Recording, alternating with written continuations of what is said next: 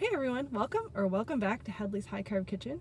My name is Hadley and I created this channel to talk about all things diet related, veganism, lifestyle, how not to starve yourself or restrict your calories, all by eating an abundance of high carb, low fat, vegan foods. So today I wanted to talk about my story of how I went vegan and why high carb, low fat. So first of all, I went vegan back in, I think it was 2016. So we're going on 9 years this April, I believe.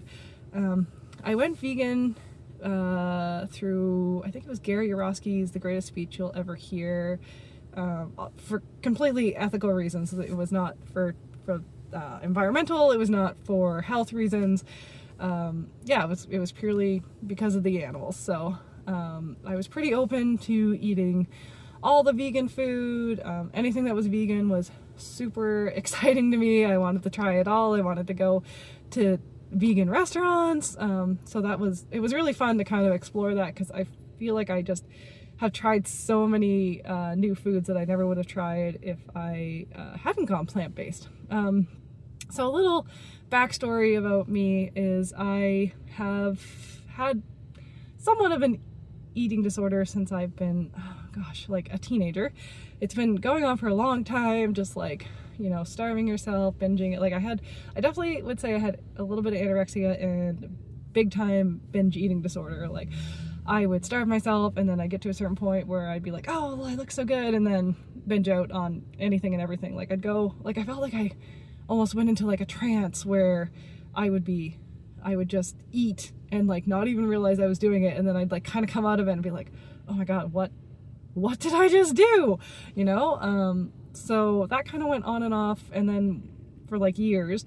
And then when I got to be about 20, I got in like 1920, I was not fit at all. I was smoking cigarettes and drinking tons of alcohol, eating like crap food, but still restricting my calories. And then I got into exercise, and I'd work out for like 2 hours a day sometimes, which is a lot. It's a lot of exercise on top of my job, which was it was a very active job. I would walk all around the hospital. Like I was constantly on my feet, like unless I was doing a little bit of data entry, but it was mostly like a physical walking around job. So that plus 2 hours of exercise, and I still didn't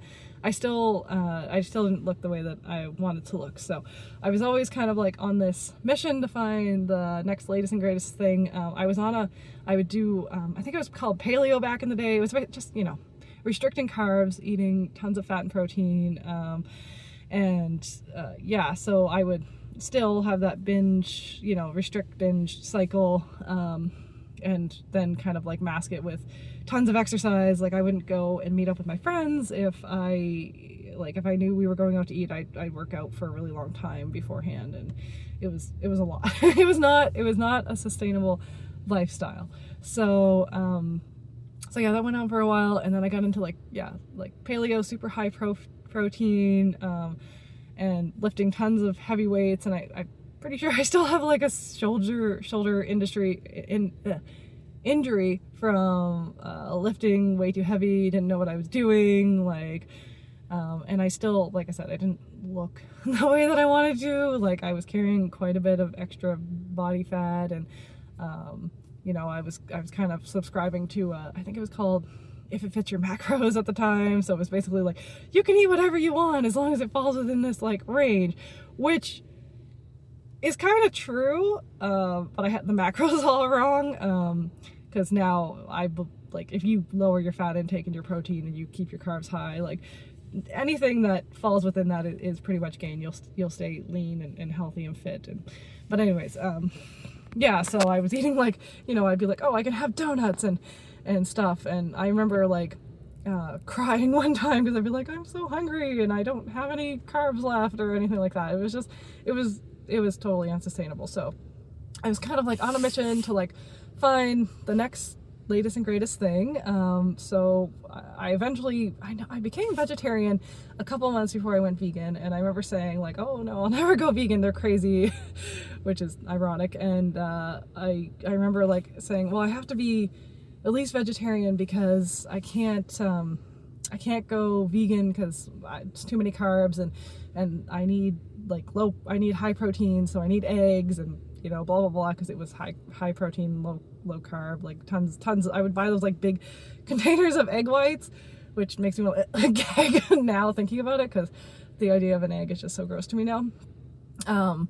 But yeah, so I went vegetarian, and then a couple months later I saw that Gary Yourofsky video. One of my friends from high school posted it, who is also vegan, and I watched it and was open to it, and I remember just like crying and just being like, oh my gosh, I cannot participate in this anymore. So I basically went vegan overnight. And I know a lot of people can't do that, and it's kind of a process, but I'm kind of like you know, if I'm gonna do something, I just like do it, and I go full in, and you know, it's just, I just felt like it was the right thing to do, which it is the right thing to do. There's all these sentient beings who, you know, they don't deserve to die, and when we can just eat something else.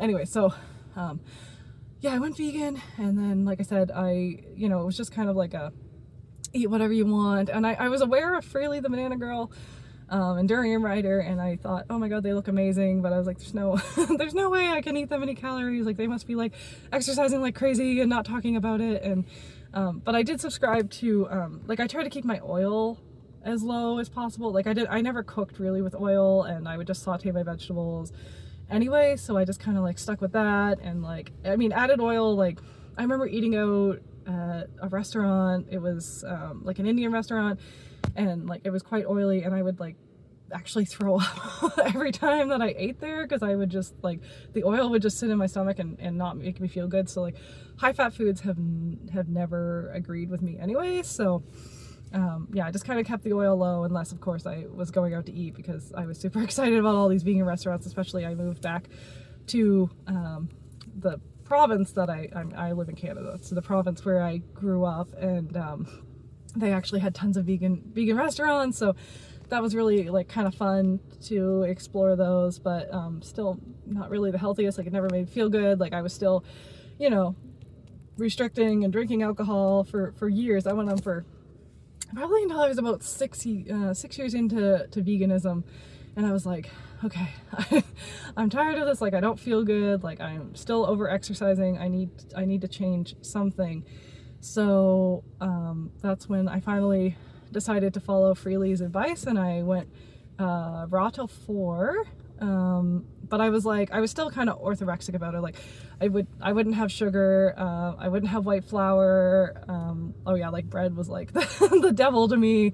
I would just eat like basically whole foods, and I was like smashing it. Like I would eat like my activity level was so high that I needed to eat like 4,000 plus calories, and I didn't, like I gained a little bit of weight, but it was like weight that I needed to gain. But like I just became more like, I leaned out and became more muscular, but like I definitely like, and I felt like a million times better. And I was just like, oh, it's because I needed to eat calories. I needed to eat more than like 1,600 calories, which is what I had been doing previously. Like, because, and like, which is crazy. Like I would have, like there'd be days where like I felt dizzy, like I would walk and I felt like the earth was moving, and I was just like, okay, I have to do something.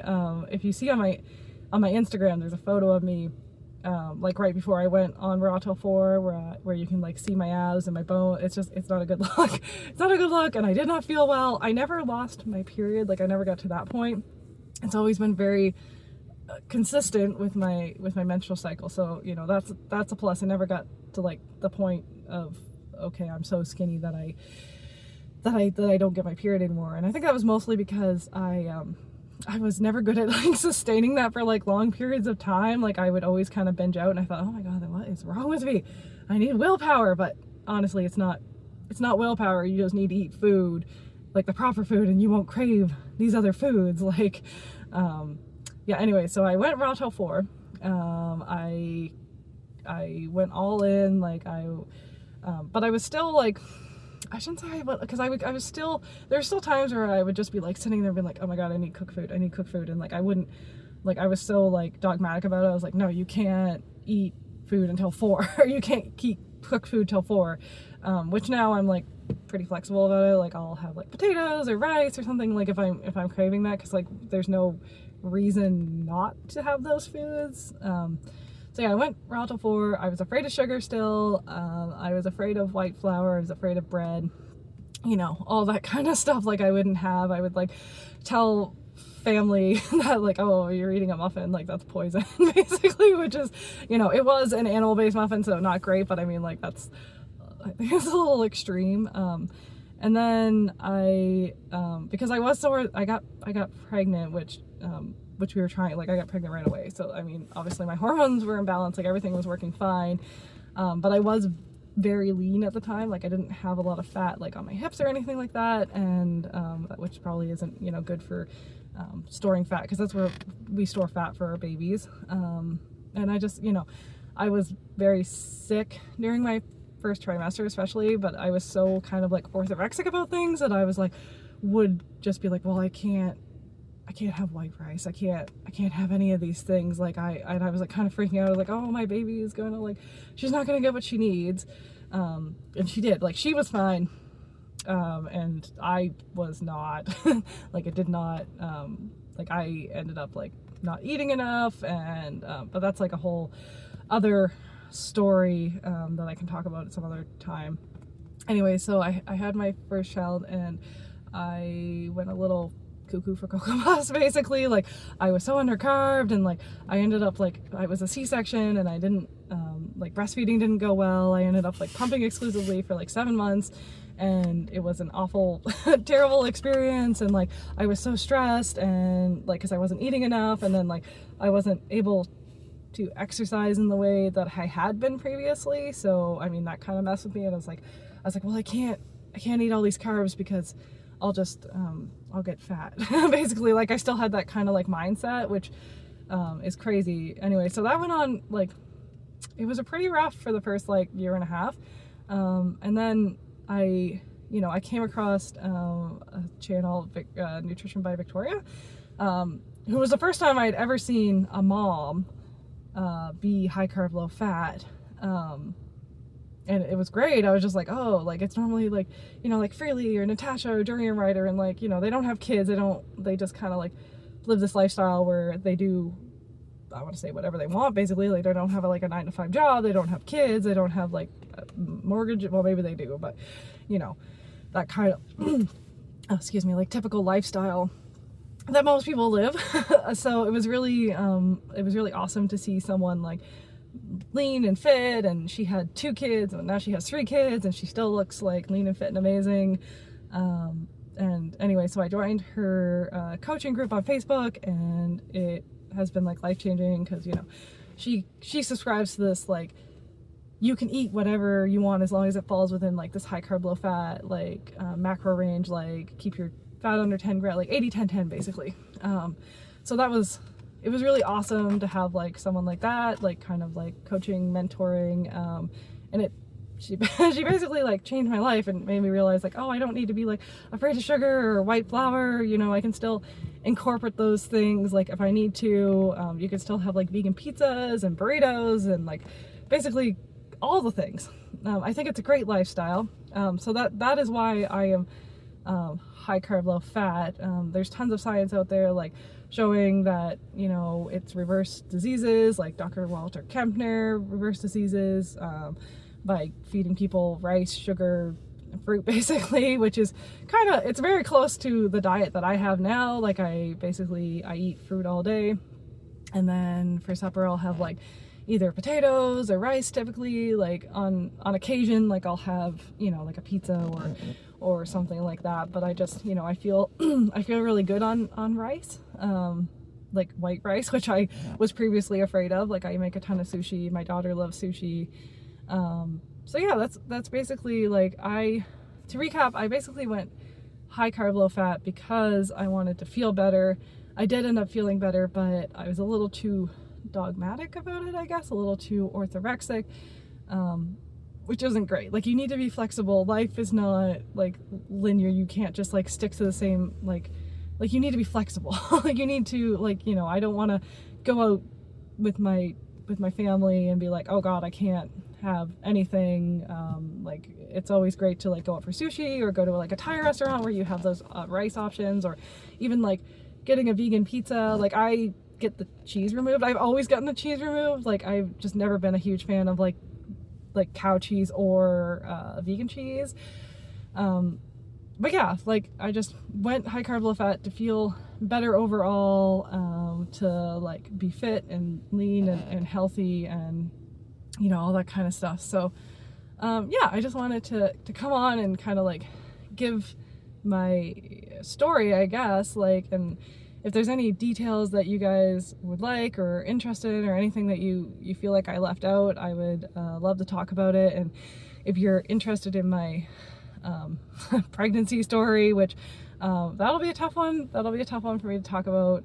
It's kind of something that I want to say I'm a little embarrassed about. I'm a little, you know, it didn't go the way that I pictured it going at all. And I mean, that is the way things go in life sometimes, but you know, this was a big one, so I have a lot of regret around that. So anyways, if that's something you would like me to talk about, or you'd like me to talk more about my vegan journey, or I'll definitely be making more videos about like why high carb, low fat is the way to go, and why it helps you, you know, just eat abundantly, because you can, like, carbs are not processed in the same way as fat. They're not stored as readily to your fat cells as eating fat is, through a process.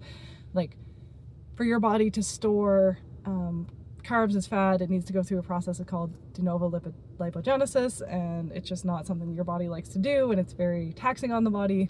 Yeah, so anyways, thanks for listening. And yeah, let me know down below if there's anything else you would like to see from me or hear from me. Yeah, thanks, and bye.